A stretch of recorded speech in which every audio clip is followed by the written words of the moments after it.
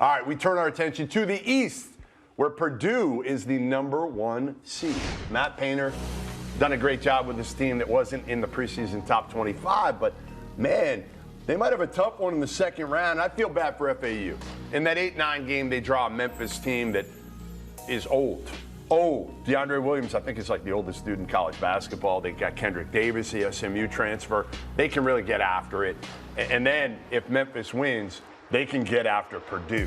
Yeah, I mean, that's the fear for Purdue, and you saw it some yesterday against Penn State's older guards. Yeah.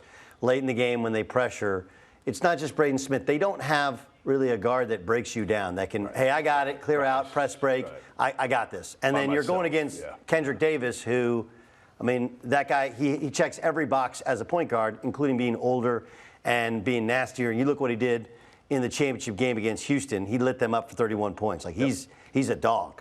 The reason I like Purdue to come out and go to the Sweet 16 is Zach Edey's a unicorn. Like, you don't see that really ever, right? Yes, he looks like Jaws on some level from James Bond films, right? He does look like a Bond bad guy.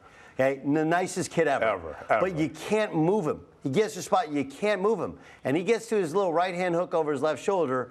And he's shown some versatility going the other way.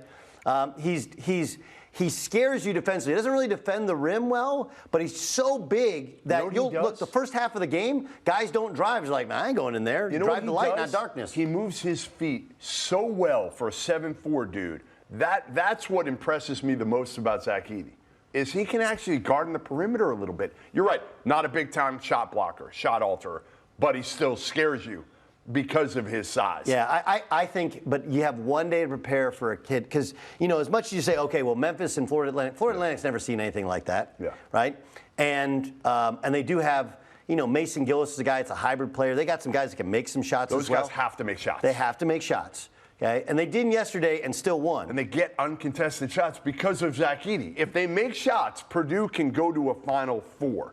To me, here's the thing. Okay. The bottom part of that is completely open for Duke. Completely open. I know you're going to try to tell me Oral Roberts with Connor Vanover and Max Hasemus. They're not. Duke's going to run through them. And then Duke gets Tennessee or Louisiana. Everybody wants Tennessee right now. They don't have a point guard. Zakai Ziegler's done for the year. This thing, I know you say, hey, Duke should have gotten a #4 seed. To be honest, they were very fortunate to get a 5 in this region. That's the point that more people should make. Like, don't concern yourself with seed. It's where. It's the draw. It's the matchup. Okay? And I love Oral Roberts. I don't love this draw for them.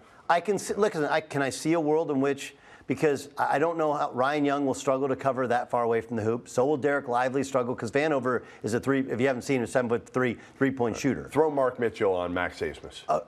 Throw Mark Mitchell on Max Hasemus. Yeah, but you run so many ball screen things. But they can switch. And Oral Roberts, look, they don't have all the players they had. They don't have nearly a #2. They don't have an Obanor. Right. But the overall talent is much better.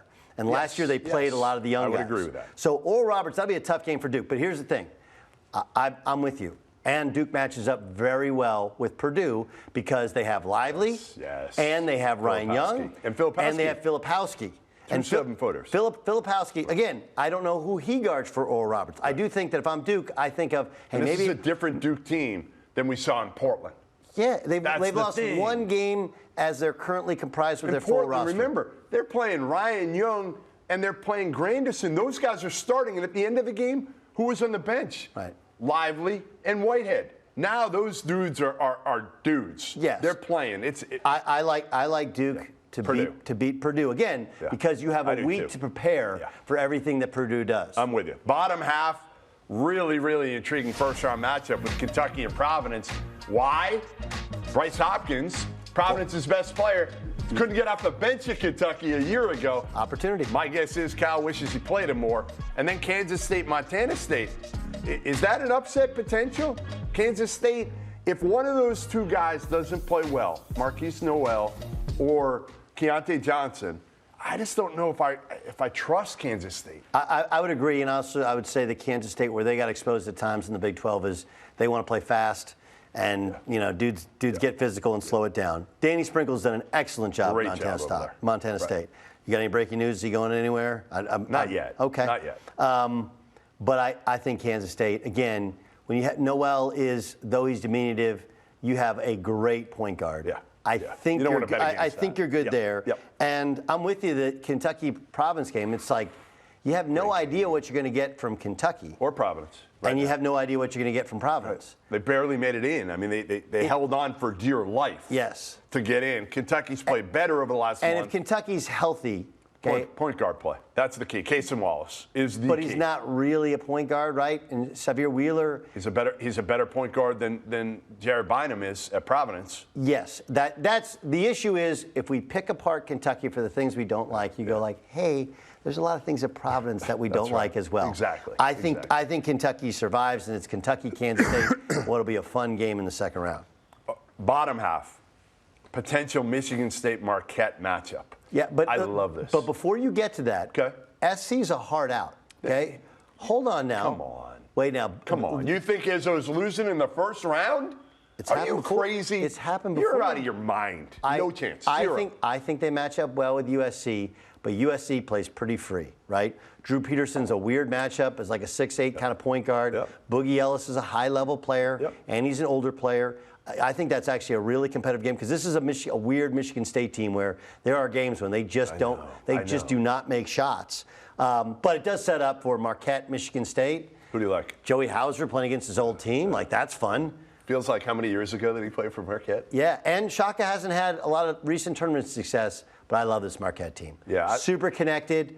Kolik's a star in that he knows if you make me score, I'll score. If you make me pass, I'll pass. Marquette gets through to the Sweet 16. I think Michigan State pulls a mild upset. I know you're going to tell me it's not an upset because it's Michigan State and Izzo, but I'm going to take Michigan State over Marquette, and then I'm going to take Michigan State to beat Duke.